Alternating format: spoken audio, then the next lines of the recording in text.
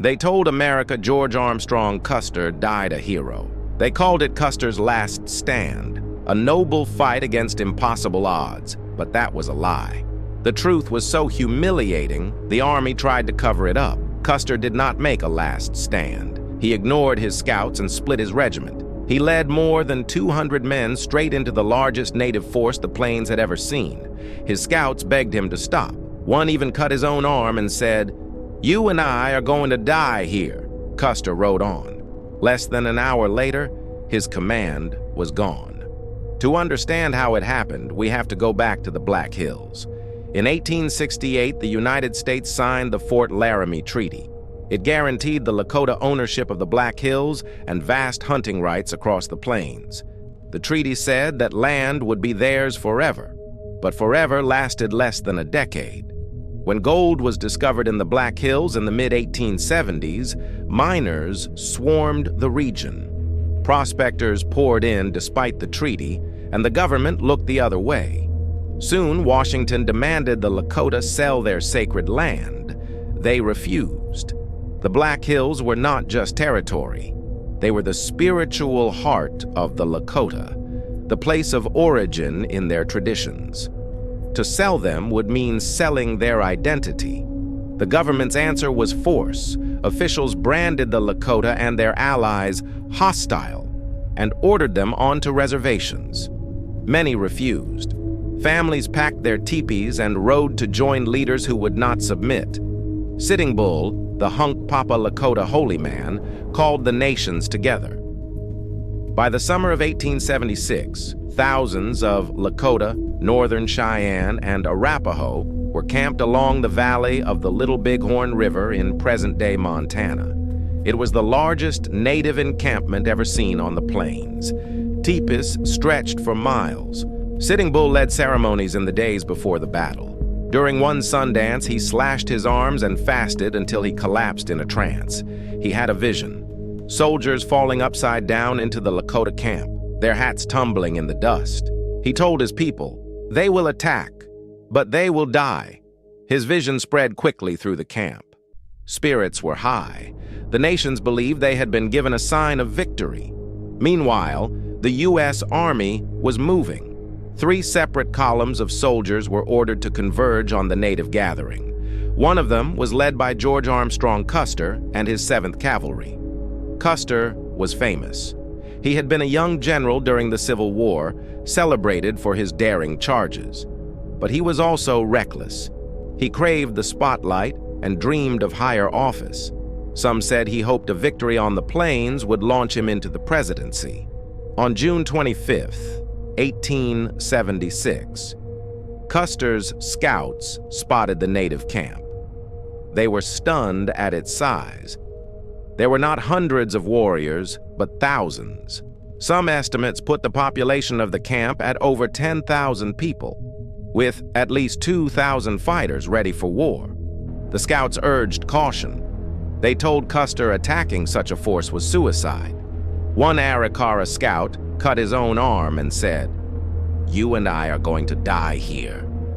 Custer refused to believe it. He thought native warriors would scatter at the first sight of cavalry. Instead of waiting for reinforcements, he pushed forward. Worse, he split his regiment into 3 detachments, weakening his strength. It was a fatal mistake. Major Marcus Reno was ordered to strike the southern end of the village. At first, Reno advanced with confidence. He expected a small cluster of teepees. But when he rode down the valley, he saw miles of lodges and hundreds of warriors pouring out to meet him. Gunfire erupted. Cheyenne and Lakota fighters charged on horseback. Reno's line wavered, then broke. Panic spread. His men fled across the river in chaos. Horses stumbled. Soldiers were dragged down and killed in the water. Reno barely held his survivors together on the bluffs. His attack had collapsed in minutes. The warriors then turned their focus north, where Custer himself was advancing. Custer moved along the ridges, hoping to strike the village from another side. But the camp was not fleeing. Instead, thousands of fighters were closing in on him. Lakota, Cheyenne and Arapaho warriors swarmed over the hills, cutting off his retreat. Among them was Crazy Horse, the Oglala Lakota leader already known for his fearlessness. He rode at the front of a charge, leading warriors directly into the heart of Custer's line. Soldiers tried to form defensive circles and hold their ground, but the pressure was too much. Warriors rushed from every direction, firing rifles, shooting arrows, clubbing soldiers from their horses. The fight raged across the ridges. Soldiers fell in clusters. Some fought to the last bullet. Others tried to run and were cut down in the open. Horses screamed as they went down. Clouds of dust and smoke filled the air. Within an hour, it was over. Custer, his brothers, and more than 200 men lay dead. Not one survived. The battlefield told a story the army did not want remembered. Soldiers' bodies were stripped of their weapons and uniforms. Some were mutilated, ears cut off, eyes gouged, limbs hacked.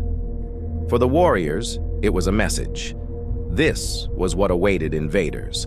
But Custer's body was different. He had 2 bullet wounds, one to the chest and one to the head. He was not scalped. Some believed he had been spared out of respect. Others whispered he was left untouched because he was cursed. Whatever the reason, the man who craved glory left the field broken and silent. When news reached the outside world, shock rippled across the nation. A regiment of the U.S. Army had been annihilated. It was unthinkable. So the cover-up began. The Army could not admit that arrogance and miscalculation had caused the defeat. Instead, they shaped a myth.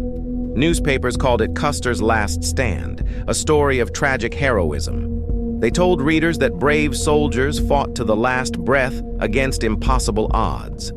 They painted Custer as a martyr. Officers who survived shifted blame. Reno and Captain Frederick Benteen, who had failed to reinforce Custer, wrote reports that downplayed their mistakes. In 1879, the Reno Court of Inquiry was convened to investigate the disaster, but the proceedings were more about protecting reputations than revealing truth. The Army had no interest in exposing its own failures.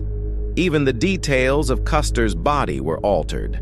Early accounts described it stripped and riddled with bullets. Later stories claimed he had been left untouched out of native respect, turning defeat into a strange form of honor. The messy reality was erased. For the native nations, the memory was very different. To them, this was not Custer's last stand. It was their greatest victory.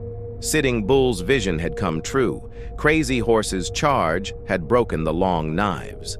Songs were sung about the day the nations stood together and defeated the empire. For one afternoon in 1876, the United States had been humbled. But victory carried a cost.